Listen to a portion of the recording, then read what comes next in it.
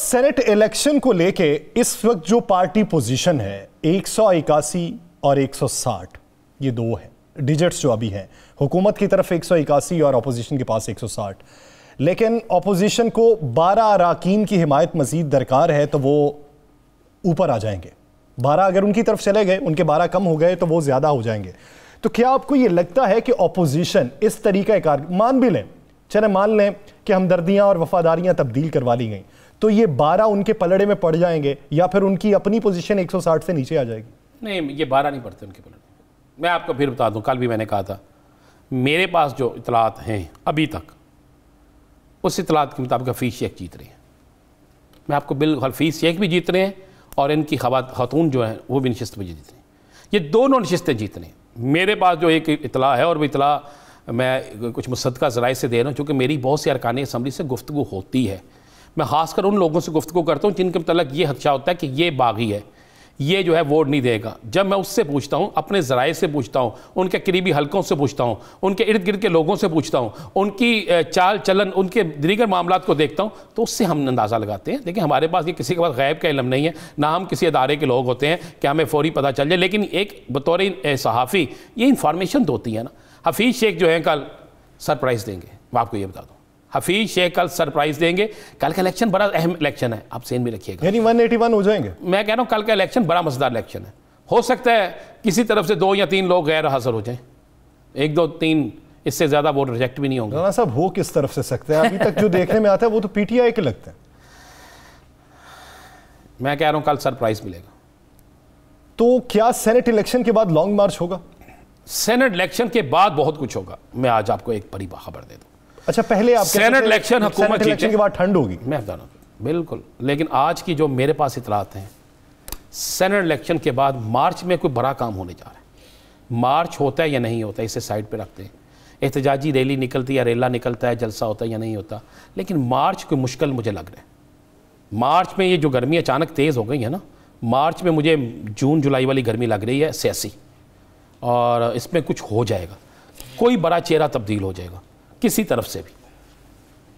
हो सकता, मैं नहीं है कह रहा कि वफाक से हो सकता है किसी सूबे में हो जाए, हो सकता है वफाक से हो जाए, हो सकता है कुछ और हो जाए, लेकिन एक चीज़ बड़ी क्लियर है, बहुत क्लियर है, पीपल्स पार्टी या मुस्लिम लीग नून हुकूमत में नहीं आ रही। अंदर से इलेक्शन के बाद पीडीएम को आसिफ अली जरदारी साहब ने भी कोई यकीन दहानी करवाई। आ जाए ना, असल बात की तरफ आप आए ना यासर। मैं आपको बताऊं हुआ क्या है। आज के इजलास में भी ये बात हुई, इससे पहले भी हुई और मुतअद्दिद बार हुई। उन्होंने कहा जी आपने गिलानी साहब को उम्मीदवार नामजद कर दिया है। गिलानी साहब अगर इतने वोट ले जाते हैं तो उसके बाद इखलाकी तौर पे अगर गिलानी जीत जाते हैं तो इखलाकी तौर पे तो हुकूमत को कायम रहने का कोई हक़ नहीं है ना, हुकूमत ख़त्म हो जाती है इखलाकी तौर पे।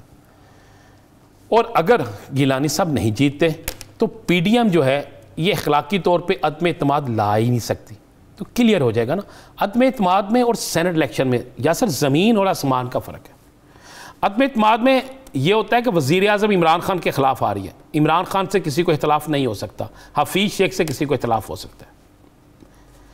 उसके बाद ये होता है अदम एतमाद के बाद कि आपका आने वाला वज़ीर आज़म कौन होगा, अपोजिशन से कौन ऐसा शख्स होगा जो वज़ीर आज़म का उम्मीदवार होगा। क्या कोई इमरान खान से बेहतर होगा? क्या आसिफ अली जरदारी साहब होंगे? क्या बिलावल भुट्टो होंगे? क्या मियाँ शहबाज शरीफ होंगे? क्या शाहिदा खान अब्बासी होंगे? क्या कोई और होंगे? कोई एक नाम होगा। तो फिर वो भी देखा जाता है, फिर उस पर बहुत सी चीज़ें देखी जाती हैं और उसका तरीक़ेकार फिर ना साथ में ना तहरीक अदम एतमाद उस वक्त आती है जब कोई साथ हो। जब कोई साथ ना हो तो तहरीक अदम एतमाद नहीं आती। इस सेनेट इलेक्शन में सारी चीज़ें खामोश और मामला न्यूट्रल हैं। मैं आपको बिल्कुल ये बात कन्फर्म कह रहा हूँ, मामला न्यूट्रल है, दोनों इवन पे हैं, दोनों को कोई नहीं सपोर्ट कर रहा, दोनों अपनी अपने बल पे लड़ रहे हैं। और जब अपने अपने बल पे लड़ रहे होते हैं तो उस दौरान में भी हमेशा हुकूमत की तरजीहात, हुकूमत की कुव्वत ज़्यादा होती है, हुकूमत के पास वसाइल ज़्यादा होते हैं, हुकूमत के पास रास्ते ज़्यादा होते हैं, हुकूमत के साथ लोगों के लिंक्स ज़्यादा होते हैं। जहाँ पे गिलानी साहब बहुत सी जगहों पे एच ले रहे हैं, तो ये भी ज़हन में रखिएगा, हफीज़ शेख साहब के वालिद मोहतरम पीपल्स पार्टी में बहुत इन थे, बहुत इन थे, और हफीज़ शेख साहब के पीपल्स पार्टी के अंदर बड़े करीबी रूट्स हैं, تو پھر کسی کو ہر بندے کو کسی نہ کسی جگہ سے کچھ نہ کچھ تو ملتا ہے نا. یعنی کسی نہ کسی کو کسی نہ کسی جانب سے مارجن مل سکتا ہے. اور کر کا جو مقابلہ ہے وہ واقعی اسلام آباد کی جنرل نشست بڑی ٹف رہے گی. اس میں کون میدان مارتا ہے ابھی تک کے جو اعداد و میں ایک اور بتا دوں, خالی اسلام آباد نہ دیکھیں, ہم لوگ نا صوبہ سے ڈسکس کر رہے ہیں ہر چینل اسلام آباد, باقی صوبوں میں بھی غیر متوقع طور پر پی ڈی ایم جو ہے وہ پریشان ہوگی. پی ڈی ایم پریشان ہوگی, لیکن اسلام آباد کی نشست کو تو انہوں نے ہاٹ فیورٹ بنا دیا نا. اس لیے کہ دوسرے صوبوں میں نظر نہ جائے. میں آپ کو یہ بھی بتا دیتا ہوں, میں آپ کے اندر کی بتا دیتا ہوں کہ ساری توجہ وہاں پہ رہے, دوسری طرف سے اگر خرید و فروخت بھی ہو جائے تو کوئی بات چیز نام نے دیکھیں. ابھی آپ کو ابھی تھوڑی دیر پہلے پی ٹی آئی کے پی کے ایم پی نے کیا کہا ہے, اس نے کہا جناب مجھے ایک پاکستان سے باہر سے غیر ملکی کے ایک نمبر سے فون آیا ہے, اس کے بعد مجھے واٹس ایپ پہ چٹ بھی آئی ہے اور آفر بھی ہوئے کہ اتنے پیسے لے لو, اس کو ووٹ دے دو.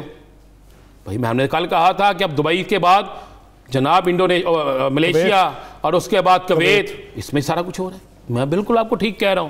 مجھے کہیں گے تو دبئی کے 3 علاقوں کے نام بھی دے دوں گا جہاں جہاں پہ ہو رہا ہے. مرینا میں کون ٹھہرا ہوا ہے, مرینا پہ کون ٹھہرا ہوا ہے جناب, شیخ زاید روڈ پہ کس کا گھر ہے. لین دین جاری ہے, لیکن دیکھنا یہ ہے کہ پی ڈی ایم کو ٹف ٹائم کہاں سے ملتا ہے اور اس کی ایکسپیکٹیشن جو ہیں جو انہوں نے اعداد و شمار سیٹ کر رکھے ہیں اس میں رد و بدل کتنا دیکھنے میں آتا ہے.